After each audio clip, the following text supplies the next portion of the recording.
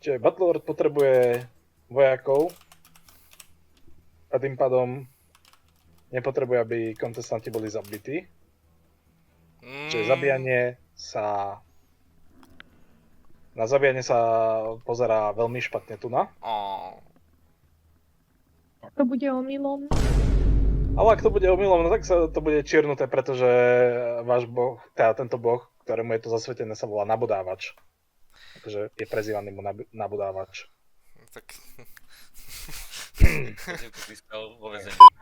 A teraz sa nájde bonusová akcia, ďalšia koza. A za koľko dávaš tej koze? Však už je mŕtva vraj. Za 9. Zoríte. Moja koza. Tak sa bude na nás usmievať z neba.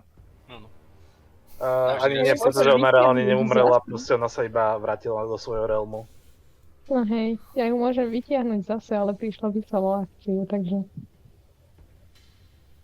Ja si to predstav, že niekde na nejakom kopci vyžereš trávu a zrazu ťa vytiahnu do arény, dostaneš na piču. Je čas brutaliznúť tohto sorcerera. Ja nepozerám. Dobre, brutaliznúť sorcerera.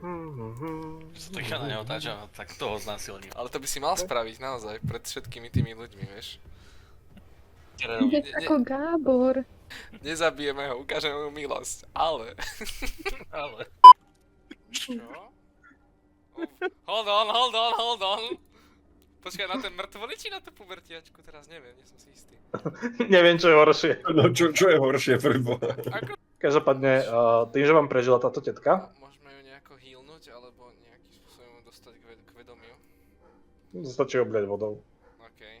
Akože je zdrogovaná, svetovaná. Tak, nakladám